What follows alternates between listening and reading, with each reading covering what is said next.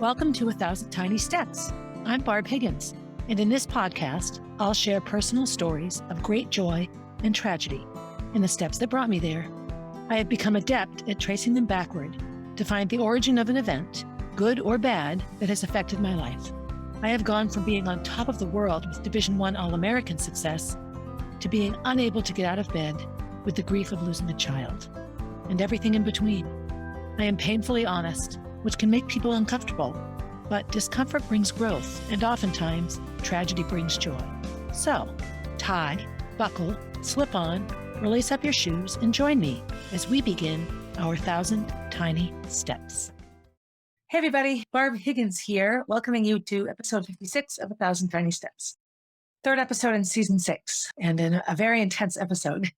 In my back and forth conundrum of whether to take time off between seasons, this season may have some time off after its completion. I'm not quite sure.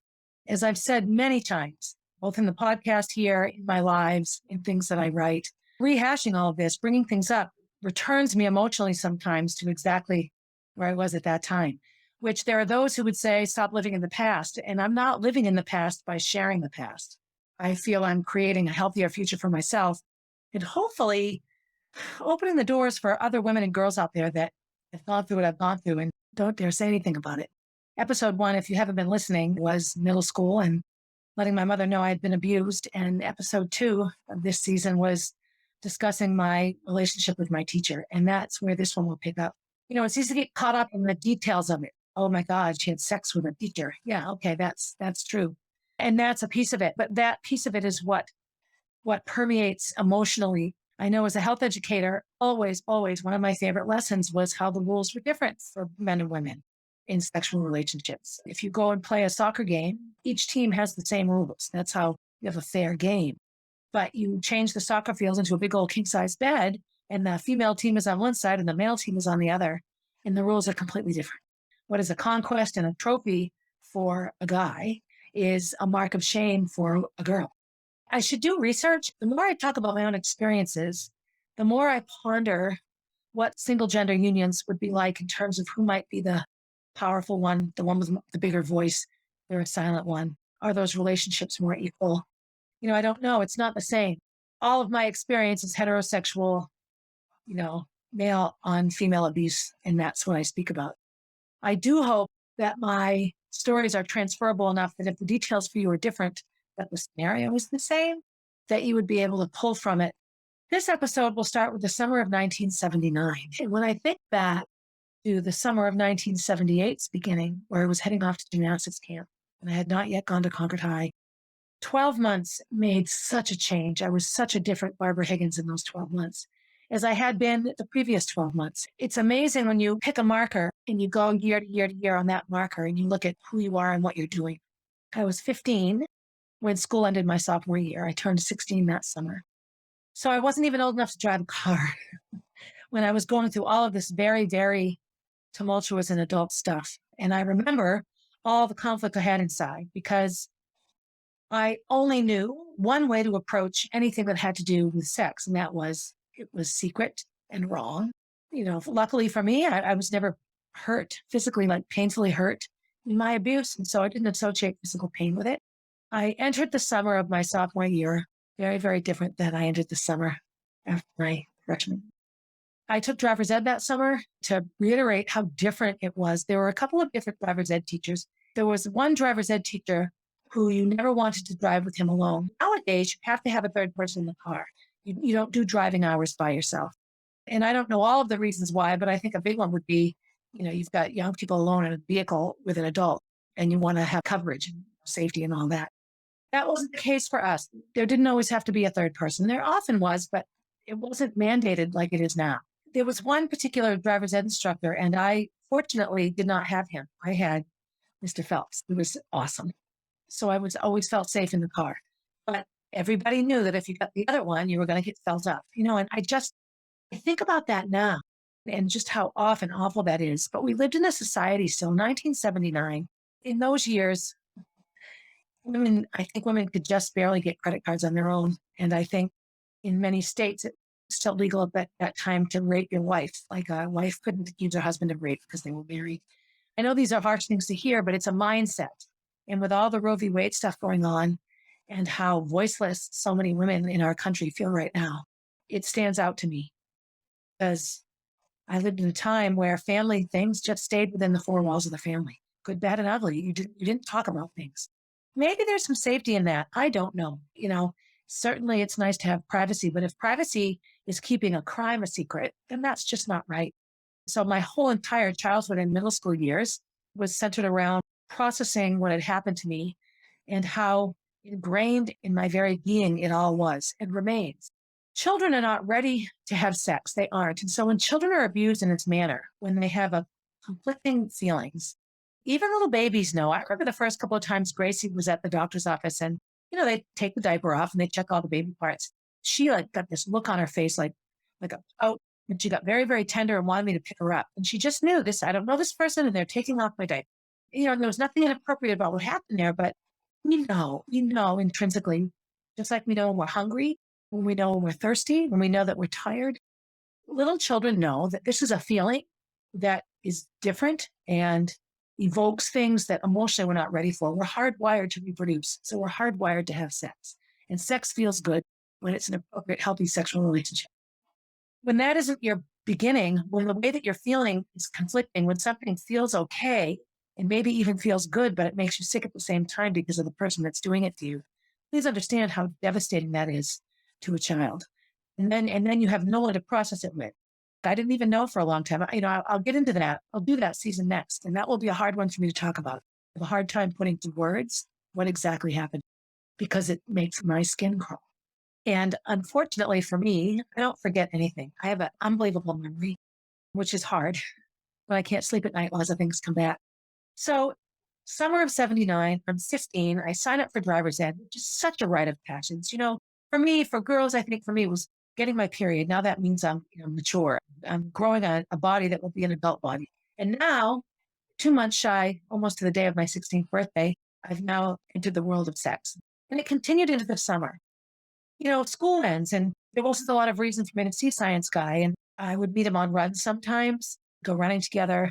I remember actually we met on my birthday and I was gone for hours and my mother was furious. I entered that summer excited. I wanted to feel grown up and I did feel grown up and also anxious and not sure. That was me emotionally. In terms of running, I was on cloud 9. I had finished my sophomore year, my first year of spring track. Keep in mind, March 19th to June 13th, roughly. That's 3 months, just under 3 months, 12 weeks. And I went from barely being able to finish 3 miles to being the sixth fastest miler in New England on that day when I ran the New Englands. And, that's amazing to me. My first timed mile was 6:09, and my fastest timed mile that year was 5:24. That's a big jump. At that time, the faster you get, the smaller your improvements are because it's just harder and harder to get faster. But I finished my sophomore year as an established athlete. So what did that do for me socially in school? Socially in school, I suddenly had a table to sit at in the cafeteria. I had all these people saying hi to me in the halls. Mark Smith, whose dad was Harvey, who was such an important part of my high school experience, was this popular guy. He was such a popular boy. And there was a newspaper article about me where I was called Spunky Barbara Higgins. And so he called me Spunk for like the rest of my life. The fact that he even talked to me, like these things, as the summer went along, these things were a profound piece of it. The other profound piece was I had competed on a team. I was a part of a track team. And so there was a group of us, 5 girls called the Fearsome 5. And we sort of developed this friendship with each other after class halls or after states, after one of the championship meets. We shouldn't have been drinking, but I think we did. I think it was after I got 5th in the mile. We went out and my picture was in the paper. We went and partied. Drinking was so prevalent then, but I remember the 5 of us and we all ran track. Bridget was a thrower. Bridget had the unfortunate experience of finding herself sandwiched between unbelievably talented athletes, and her family was very, very insistent that they do sports. She did 3 sports a year. No going home after school and sitting around. That's actually a really, really good way to raise your kids. It's nice to be busy and involved. Her sister Maureen was a stellar high jumper, still holds the school record in the high jump, I believe. She and I have some of the oldest records. And her sister Catherine was at St. Paul, so she wasn't in the realm. But, here is Bridget on this team, and she has to be there with her big superstar sister. So Bridget was a thrower, maybe a short sprinter. Selena was a sprinter. She was on the school record holding 4x100 meter relay team, which I think that is still a school record. I need to check these out. Elaine was a distance runner like me, 800 meters, middle distance. And Maggie was an unbelievable long jumper and high jumper as well, and sprinter. And I was the distance runner. So we all had our different events, and we did a lot of things that summer. The Fearsome Five, I remember just really, truly feeling like I belonged. I remember sitting out front. Concord High School has a big new building in the front now, but where that new building is, used to be a parking lot in a 200-meter track. I remember sitting on the grass that went down there. We'd often sit out there and eat our lunch, signing yearbooks. And I remember Bridget signing my yearbook, and I signed Bridget's. And, just feeling just that I had arrived and that these unbelievably popular people liked me. And, when we talk as adults, we still get together. Shortly after Molly died, Maggie invited us all over to her home on the Seacoast, and we all got together, the five of us, and just talked about our lives. And I was just so hurting. I was still pretty stunned. I actually remember drinking on the way in the car with Bridget, I think, or maybe on the way home. I don't know. I was really, really struggling. That summer, I spent a lot of time with them. And, none of us had our licenses yet. Bridget didn't turn 16 until September. And, all of us, maybe Selena had her license. I don't know. I think she was the first one, and she had this purple car that we took everywhere. So that summer was transformative that way. I had a whole new social reality in terms of my high school friends and my high school experience. Romantically, no. But remember, I was all caught up with this 33-year-old man. And so wasn't thinking about high school boyfriends. And I think the way the rumor mill goes, and I told enough people, I'm not sure who I confided in, quite honestly. If you're listening and you went to high school with me and you remember me confiding and you let me know. But I do know that it was the best of times and the worst of times all at the same time. And that Charles Dickens book opening can really, really illustrate my life sometimes. The driver's ed was good. My social life was good. Science guy was science guy. It was continuing along and running. So I joined a local running club called Turtletown AC. Mr. Ludi started it, and they had monthly meetings. And I met this entire community of runners. And of course, I was the only high school aged person in the running club. Everybody else, they were all adults. I talked Elaine and Maggie into joining it. And so they would come to some of the practices. And I remember that summer just finding myself as a distance runner. I ran probably 35 miles a week, 40 miles a week, a lot. I loved it. And I did a bunch of road races. And that was an eye-opening experience for me as well. My very first road race ever was a 10K in Bosquen. And then I ran a 5-miler in Raymond. And I remember taking the day off before and taking the day off after, doing a 5-mile race. And it was just this huge eye-opening experience. So that was a transformative summer. I trained, and I remember in the spring after one of my track meets, Chris Robinson, who was an English teacher at Concord High School and the cross-country coach at the time, came to a track meet and asked me if I would be doing cross-country in the fall. I said, yeah, I don't think I'll be cheering. I think I'll do cross-country. And not really even knowing what cross-country was. What I knew of it was what I watched at White's Park, which was Mr. Ludi's huge teams circling up and stretching, and they were just legendary, his cross-country team.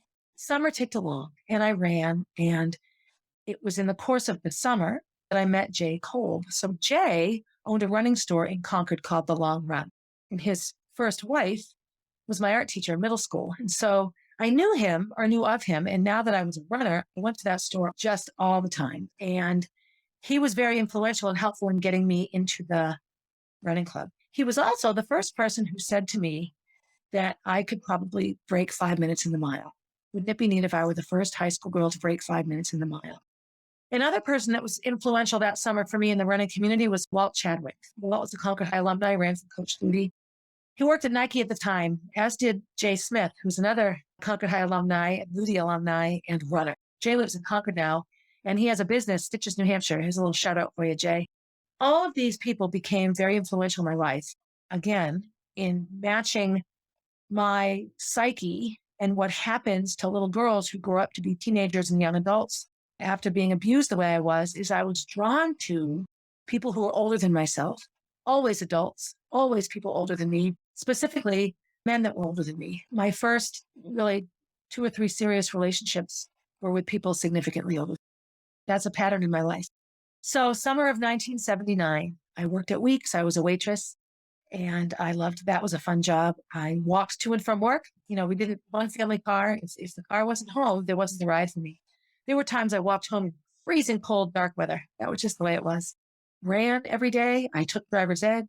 I often took summer school classes. I think driver's ed was all I did that summer. I was always busy in the summer. And this was something that my mother was good about for me. My middle school 2 summers were gymnastics camp. I often did the summer orchestra and in an art class. I just stayed busy in the summer, always trying to do things that were in our price range. I never went to overnight camp, though. I never did go to sleepaway camp. And as the summer ticked along and my running got better and better, I got really, really excited about fall and cross country. I also counted down the days till school started. I just couldn't wait. I wanted to be back in school. And what I didn't know at the time was running. In some ways, it went to my head a little bit. There was an article about me in the Manchester Union Leader. I got Athlete of the Month for July. I enter into cross country. It's August now. Nowadays, boy, those girls are running all summer, organizing together. We all ran on our own, and I think I was probably the only one that really ran actively. So going into 11th grade was the first year I ever ran cross country. So I only got 2 seasons in high school, and I remember going. And of course, cross country teams typically aren't that big. When I joined the team, I was one of a handful of new girls, but a lot of them had run together, for a couple of years, several years, and knew each other and had all this. So the first day we did a distance run and I finished like 5 minutes ahead of everybody. Like I tried to run with everybody, but I was really, really in good shape. I had a really rough start and I oftentimes was excluded from things or I just felt left out. I had started spending a lot of time at the running store in the summer as well. And I started to develop pretty strong feelings for the owner, Jay, who's, 10 years older than me. And again, another sort of person that wouldn't be an appropriate partner, which made him all the more appropriate in my untherapized mind. But I remember going in there once after school and being really sad. He's like, "What's wrong?" And right at that time, the whole cross country team ran by and they were singing like school spirity songs. And I just really struggled because I didn't know what to do. I couldn't, in my mind, run slow. I needed someone to run with me. That didn't last that long as everyone got fit. I was already fit, so my distance runs weren't going to be much faster at the end of the season than the beginning. And so one by one, some of the top runners caught up with me. It wasn't until we had our first race where we raced against the other teams. So our first meet was a rainy day. We were in Dover. I remember we had these t-shirts and I didn't like sleeves, so I would roll them up.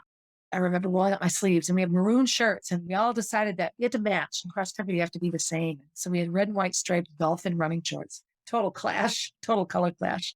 And so I won the race and I won the race by a lot. And on the way home in the bus, a couple of the girls came up and said, we really need to apologize. We thought that you just were fake. We didn't know you were actually as good as you are. This was my first lesson in humility. I mean, Mr. Ludi was always very, very vigilant about making sure that we were humble, that I was lucky that I had this talent. It didn't make me better than anybody, only when it was a race. Then I was better than everybody.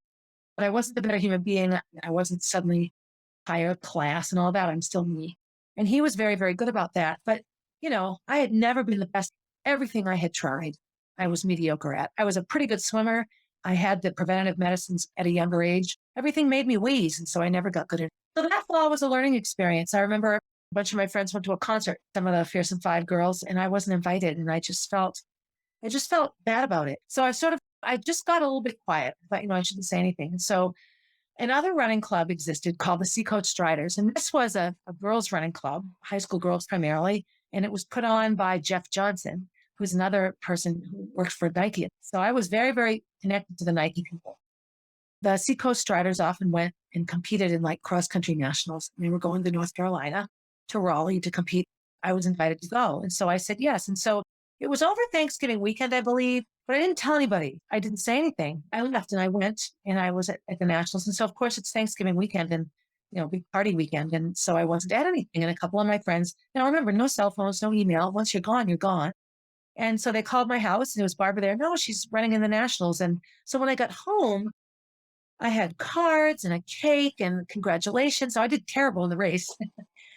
It was an eye-opening experience for me. My friends felt bad that they had excluded me. And they felt bad that by telling me you're a little full of yourself, I got real quiet and didn't share. It was a wonderful learning experience. And I really do have good friends. The trip to nationals was eye-opening in a number of ways. I got to know all these runners from other schools. So it was the best runners from all these different schools. And it's really where I got to know Marty Che, who would end up being my college roommate. So Marty didn't know who I was because she had been injured in the spring and didn't run spring track. So she came to a dual meet at White's Park and I beat her. I beat her by a lot. And I remember she sort of like when the race started, she was like right next to me. And I knew she was good, but It's probably best I didn't know how good she was. I didn't get nervous all day because I didn't think that I had anyone to race against. And I beat her. And I remember when she finished, I went over to congratulate her and she was furious. Marty wasn't always a great sport. She was so angry and she was like really upset. Who the heck are you? And so once she calmed down, we talked a little bit. And then in the championship meets, in class L's, I had a rough time. I got hypothermia and I really staggered to the finish. I was freezing and I finished eighth, I think. And then in the meet of champions, I finished maybe fifth or sixth. And my breakthrough race really was New England. So I was in Gardner, Mass, and I placed fourth. And, there's like a couple hundred people in the race. And I remember it was one of those races where everything just clicks. The best thing I can compare it to is when you do something difficult that requires technique, when you do something just right, it's effortless and it feels perfect. And that's how this race felt. I remember turning around and looking over my shoulder because it was so quiet. Like I just was amazed. Marty was ahead of me. Cindy, somebody from Pinkerton, was ahead of me. And Julie McCrory from Rhode Island passed me in the last 200 meters. And then there was this huge chunk of time between me and the next runners. The invitation to go to nationals was like icing on the cross country cake for me. And so I went, of course. It was a van ride down, 2 vans, and we stayed at the Hilton Crabtree, which is in Raleigh, North Carolina. What stands out for me in that trip was just how much fun we all had. We walked around Washington, D.C. on the way home. We just did all these things. Jeff Johnson and his girlfriend at the time, her name was Liz, sort of chaperoned the whole thing. And then the Dover coach drove one of the vans. We had a wonderful time. It was the night before the race. It was one of the nights there. It was the afternoon, actually. We're all in the hotel and we're just kind of bored. I get the bright idea to go streaking. Let's go streaking. So for those of you who know what streaking is, it's running around naked in a public place. We thought, well, let's just streak up and down the fire escapes on the side of the hotel. So they're not really fire escapes, they're stairways. So we're standing there, and it's me and Marty and a handful of other people. But ultimately, it was me and Marty who agreed to do it. So we took off all our clothes. So now we're standing there naked, and they're piled right there on the ground. And I'm holding the door. And there's 2 or 3 other people right there on the stairwell with us. And Marty says, I'll hold the door. So I give her the door, and she slams it shut. She goes, now we have to do it. Well, what she didn't realize is there was no doorknob. You couldn't get back in. We were naked with our clothes on the other side of the door, and we couldn't get back in. So we're like, well, all right, let's just streak for a while. And we'll figure out what to do next after. So we're going up and down the stairs, up and down the stairs, up and down the stairs. Woohoo! Yelling and screaming and all this. And we actually sent somebody else to go get our clothes and then come around and bring them to us. And we're running down the stairs, and we come around the corner, and there's a giant police officer, biggest man I've ever seen, like in a double-breasted jacket. Oh, yeah, it was bad. So we stopped. So we turn around and we just sprint all the way up to the top, and we're just standing there. We're standing there, right? What do we do? What do we do? Pounding on the door, let us in, let us in. And so he comes up, and Marty gets all tough. We didn't do anything wrong. We're not doing anything wrong. They were naked. So clearly we are. So I don't remember the details. I think he gave us this jacket. The 2 of us could fit into it. That's how big he was. And he walks us through the lobby into a conference room and sits us down. And our friends come with our clothes. And with Liz, who's in charge of us, we had to say, who are you with? And all this. She comes down and she's furious. Once everything was said and done, she thought it was hilarious. But leave it to the 2 girls in New Hampshire, to go streaking in the hotel. That was the only time we ever went streaking. Well, there anyway. I have another story that'll be in an episode. That was fine. We got reprimanded and don't cause trouble and keep your clothes on, that sort of thing. But, I look back now, it was such an innocent time. I remember calling my mother and telling her about it so that she wouldn't hear from it when I get home. A year after I quit gymnastics, almost to the day, I've completed my first cross-country season. So I have 2 sports seasons under my belt. I've established myself as an elite runner, not only in New Hampshire, but in New England. And I have a completely different reality at school. The only place I'm still really struggling at all over the place, 2 areas actually. One is drinking, the alcohol piece, and the other is science guy and relationships and what do I do? He made it pretty clear that it was too stressful and it's impossible for us to continue. Can't even wrap my head around what he thought we could do, that we could somehow have an actual relationship when I'm a student and he's a teacher. But it didn't work. It wasn't working. I was too young and too inexperienced to just be like a friends with benefits kind of thing. The whole thing was bizarre and incredibly uncomfortable. And so I was mostly relieved, just sort of withered away. Now, I still saw him all the time when spring track rolled around again. There he is at practice every day. So my junior year was really a transformative year for me trying to be a real normal high school student. A couple of things in my junior year. There was a winter semi-formal. I wore this wool plaid dress, with a white collared shirt under it. A little red ribbon is a bow, like this preppy. Oh God, I wish I had a picture. But it was Bridget and her boyfriend Elton and me and Chuck and a bunch of people, and we ate at the Trinity Tavern. And I remember in the car, the radio was on, and it was that Paul McCartney song, Simply Having Wonderful Christmas Time. Da-da-da-da. Well, every time I hear that song, I go right back to the winter semi-formal. We had a blast. It was a really, really good time. I was at the gym, Concord High, dances were in the gym, and decorated up. So nice. These are things I wouldn't have even pictured myself going to, being a part of a year prior. I was so desperately wanting to be in that group, and I had arrived. I have to also say, and I know that all of us feel this way, is on the inside, I was the same. I was uncomfortable in my skin. I had a weird home life. I was no different. The only change was that I ran fast. And this one skill transformed me from, Barbara Higgins, Ricky's little sister, skinny, braces, well, the braces are gone by now, acne, and, into like, spunky Barbara Higgins. Look at her, Barb. I remember pondering it because I spent so much time in my head, as I often do now, really, really thinking about why this had happened. And not only was I this abused, damaged person with this hideous secret, I now had another secret. I now had this relationship that I'm about to say I created it myself, but I was 15. Now I was 16. I could drive a car. I got my license, but I had no idea what I was doing. And it went along that way. My junior year was in many ways a typical high school year. One thing I do remember as well about high school is how much I loved English. And I took every English class Concord High School had to offer. So we had English 10, and there was no English 11 back then. You could start taking electives, and there were so many unbelievable electives to take.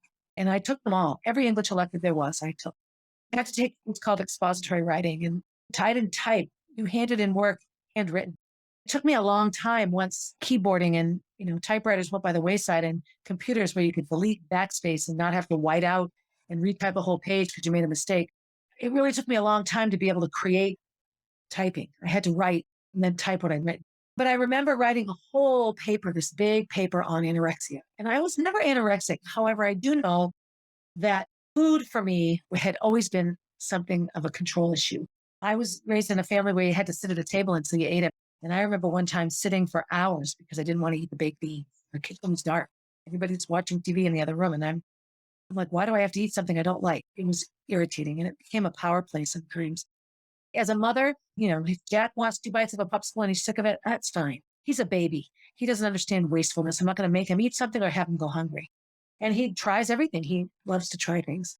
So food for me, it was always interesting to me. And I read book after book about anorexia, what it was like. I read stories about anorexics. And it was my junior year, that a girl in Pennsylvania named Mary Wasiter tried to end her life. She jumped off a bridge. And she had been horribly, horribly anorexic. Distance running lent itself to anorexia. And in the 80s, it was huge. It was prevalent. Lots and lots of runners were anorexic. And I can see why. Skinny people run fast. And so if you're not skinny and you get skinny, your times improve. It isn't just because of its skinniness. It's a lot of things. But what you notice is the skinny. So that became a bit of a passion of mine, of really, really reading up on anorexics and what they went through and what they did. Luckily for me, I hate being hungry and I hate throwing up. So neither anorexia nor bulimia were ever a thing for me at all. In my junior year, I had, limited dating experience. My first kiss had been with JR, and he was my next door neighbor. On again, off again. Tried to date, but when you like someone and then you don't, then you do it and you don't know what you're doing. I really had a difficult time. I had lots and lots of friends who were guys, and a very active social life, and lots of fun at parties. But it wasn't a hookup scene for me because there was no one to hook up with. And I look back now, I think, yay. Given my mental health at the time, that could have been tricky for me.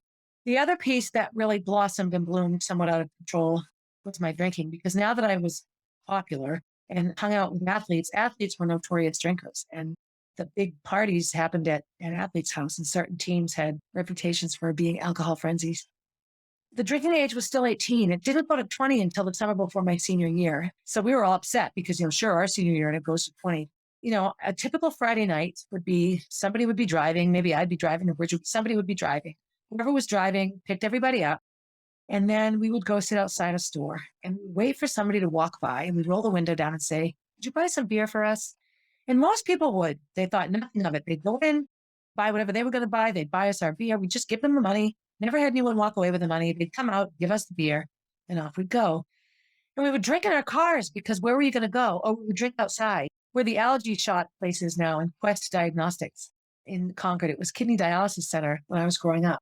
And there was a parking lot back there. And we'd drive up and sit and let's go to kidney dialysis. And we'd sit in our car and drink there. We'd oftentimes smuggle bottles of beer into the movie theater and we'd sit and drink in the movie theater while we watched a movie. We oftentimes would just be outside someplace, right where I'm sitting, this neighborhood, where this house is, the other side of the stream. The roads were there, but they weren't developed yet. So we would drive into the new development and onto the undeveloped roads where there weren't any houses. And we'd sit and we'd drink in the woods. It's what we did. If somebody's mother or father was away or there was an empty house, we would go there.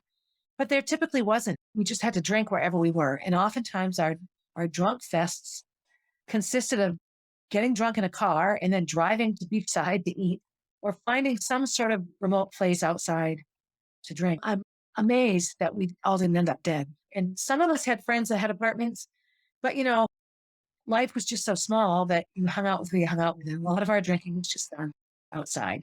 And I think that's fairly typical when you live in a rural area that you can find peaceful outside places to go drink. But it was a problem for me, more so than it was for some of my friends. Didn't have any problem not drinking like for days and days. Like when I joined sports teams, drinking cut way down because you didn't want to get kicked off the team. And so I had no trouble with that.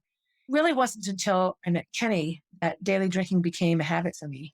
And it's a hard one to break. And I've gone in and out of sobriety and not sobriety. When I'm pregnant, no trouble not drinking. But the path was laid for me. I have one really specific episode my junior year where I got really, really drunk at a dance. I ran out of the bathroom and ran smack into a wall and had like a bruise on my face. I was outside and Officer McGonigal came and you can't tell my mother, I'll go home, I'll be safe. And he brought me home and he dropped me off. He was a police officer, which is how it was in the 70s and early 80s. And I walked home from the corner and watched me walk to my house. And I was just drunk as a skunk. And I remember going to school Monday and Bob Silva, this wonderful human being, he was the assistant principal at the time. He called me into his office and he said, "You're not in trouble, but I'm worried about you." Well, I was in trouble because I was visibly drunk at a dance, but he was really worried about me. And he explained to me that I'd come out. I didn't remember that I'd run into a wall. I didn't even know how I got the bruise. That's how bad it was. And my friends knew, but it was kind of a joke. They were drunk too, but not as drunk as me. So sometimes you just didn't see it. You didn't see it that way. And so he was just said, "I'm worried about you. And I think that you have a drinking problem." And I didn't want to hear that. I didn't even really know how to process the information. My family had become Baha'is. There's no drinking in the Baha'i faith. So I had no alcohol in my house at all. And the only alcohol I remember in my house was when I was younger, and it typically produced violent outbursts. So alcohol, again, was another thing that was connected to me with trauma. I also just think my biological dad was a daily drinker. He didn't get drunk, but he had 2 drinks a night, maybe more. I don't know, his whole entire life. I have a hard time still. And I think sometimes it's because I still have so much trauma and grief in me, and I'm still processing it. Alcohol has been my Achilles heel, so to speak, for my entire life. I have an addictive personality. I think it's why I like distance running and athletics. You get a physical reaction from it. And that maybe is the good side of being addicted to something. But my junior year was the first time anyone really, really called out my drinking as standing out as bad when compared to other people. I threw up a ton. I got drunk enough to throw up so many times. Fortunately, that episode at that dance was sort of the end of winter. Spring track was coming. I had a respite from the partying because, it was Coach Ludi and we just didn't want to disappoint him. Spring track of my of my junior year was, again, a wonderful experience. I went into that season with a 5:24 PR in the mile. And I believe in the school record, I had missed it by just like 2 seconds. It's 5:22. First meet of the season, I ran 5:19 and broke it. And I was under 5:20, I think, for the rest of my career when I was racing hard. I set school records in the 800 that year as well, and in the 3200. So I ended up having all 3 school records. And I had them for quite a while. So that spring, I think I was well under 12 minutes in the 2 mile. I think I ran like 11:27, maybe something like that. And then I ran 5:06 for the mile, was my best mile. And then my 800, I think, was 2:18. So I really, truly established myself as a great runner. So looking at mile times now, in 12 weeks, my first season, I went from 6:09 to 5:24, so like over 30 seconds. My second year, I went from 5:24 to 5:06. And that would be, 20 seconds, not even 18 seconds. Like It's much, much harder at the faster you get. And then, of course, my senior year, I would go 10 seconds and huge seconds at that speed, harder and harder to get fast. But spring track my junior year was every bit as good as it had been my sophomore year. A big change is in me as a runner occurred then. I was put on the 4x400 meter relay team. It was at a meet in Laconia. The track was still dirt then. It was a very easy meet for us to win. And so Coach Liddy had us all run all sorts of different events. So I ran the 100 and the 800 and the 4x4. My split was a 62, which is insanely fast. And I remember looking at Coach and saying, is that good? And my friend Maggie, who was also on the relay team, looked at me like, oh, come on, that's good. And that was me sort of looking for praise. But I was excited. I could run fast. It made me happy. So I became a key member of the 4x4. Relays are one more way to just be connected, just to be really, really connected. Remember, it was Megan O'Sullivan, Maureen Ferns, and me and Maggie Duffy. We were the 4x4. I just remember really, truly feeling as a runner that that was my next level of having arrived, is running 5:06 in the mile. Things with Science Guy were essentially non-existent at that point. He's an adult male, so he's obviously going to be dating. And I know that he was dating other people and dating adults, and actually a couple of other students would oftentimes show up. He would house sit for people all the time. I think he was relatively homeless. And so he'd house sit for people I knew, and I'd walk by and I'd see him there with a classmate. And I'd think, oh, it made me realize that it certainly wasn't me. It was just an ugly situation. And I went around and around about it. My mother also found out. So I kept a diary. And I remember I wrote everything in it. And I remember writing in it and saying, if you're reading this, mother, eat your heart out. I was in my junior year, later on. And my dad, biological dad, took me for a drive. He goes, I need to talk to you. So we're driving in the car. And he says, mentioned Science Guy's name. And I just, how did you know? And he looks at me and he goes, if you're reading this, mother, eat your heart out. And I'm like, she read my diary? Now, as a mother now, I get it. I'm not sure I would have shared it like she did. I think I would have just gone to my child. I would just go to my child. I don't know. I don't know because I can't put myself in my mother's shoes. And she raised a family with completely unresolved trauma on her end. She was doing the best that she could and what she thought was right. But I was humiliated. I don't want to talk about sex with my father, who I didn't know was my father until a few years prior. And the thought of that was weird. But he was upset and wanted to do something about it, wanted to call the school and all that. And I just refused. No, you'll ruin my life and ruin me socially. And so nothing was done. That was the nature of it. He continued to teach. So there was some stress there. And I also was just more established as a runner. And I was also really starting to fall in love with the guy that owned the running store, Jay. So my desire to be with Science Guy lessened. I began to turn my focus a bit more toward Jay in the running community. And Science Guy was a part of the running community, but he spent a lot of time out of state. He had family in a different urban state. He was oftentimes not around. Wasn't in my daily life in the summer times, especially. I finished my junior year. I had had some dating experience, but not much. I continued to work through my abuse and what it had done to me as a young woman. I worked hard in school. I partied hard on the weekends, and I had an amazing group of friends and some really, really good times. I was just really, really sort of creating a relatively normal and happy high school experience for myself. But it was running. It was running that consumed my life. I look at that year and those years as actually, in some ways, I'm going to say some of my happiest. It's September 12th today. And if you're watching me, you may have noticed there's a picture of this little blonde girl. Pointing to her. So this is a picture of me. And if you look at the whole picture, which you can't see, I'm with all my neighborhood friends. So actually the most adorable picture ever. Key thing of the picture is everybody in the picture has a pixie, a short haircut, except for me. Everyone's wearing jeans and sweatshirts, and I'm wearing a sailor dress. So I don't know why I happen to be all dressed up. I just think it's funny. What's significant about this picture to me is it was taken before anything bad ever happened to me. I had not yet been abused. So I look at it and I see a little girl who thought she just had a happy life ahead of her. The other thing that is significant in this picture is how much I look like Molly, especially in the long, skinny arms, and how I'm holding my hands, and the way I'm holding them, my hands are off to the side a little bit. That is such a Molly pose right there. Unbelievable. And from this sort of unfocused view, I see some Molly in the shape of my face. So it becomes a very meaningful picture, but I look at it as my last sort of happy time. Episode 4 of season 6 will commence with the 1980s, the summer of 1980, and continue along in the same vein. when I look back on these years and I look at the amount and the volume of work done on mental health and mental illness, on child abuse and safe spaces to tell it, and, know and tell, and the Me Too movement, the opening up of sexuality. When I was in high school, single gender couples were secret. And those that lived that way for incredible discrimination. As discriminatory as things are now, pales in comparison to what it was like when I was growing up. There was no safety for kids as gay, as young people at all. You'd get the crap beat out of you. That was just that. And it was the same with any sort of abuse. You just didn't say anything. You just kept your mouth shut. And I find anyone that's marginalized, anyone that's told to be quiet, anyone that's told not to tell, that's a hard place to be. And I look back at so much of my behavior as somebody that didn't feel she had a voice. Now, I talk all the time. So people would say, "What? You've always had a voice." And I often say too much and I say things I shouldn't say. Although I have been accused of being a liar, I have nothing to hide. So I just say it all. And if I have lied in my life, I own up to it. Not a problem.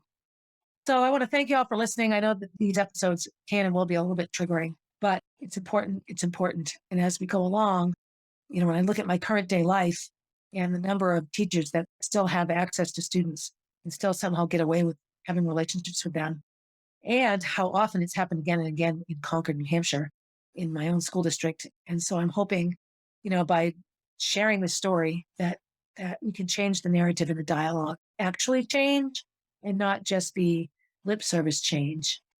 Do something nice for yourself before you do something nice for someone else. And as always, have a good day, everybody. Hey, thanks for listening and for supporting 1,000 Tiny Steps. I hope you enjoyed the episode and will continue to listen. Feel free to leave a review and share my stories with your friends. Also, please reach out if you have stories to share.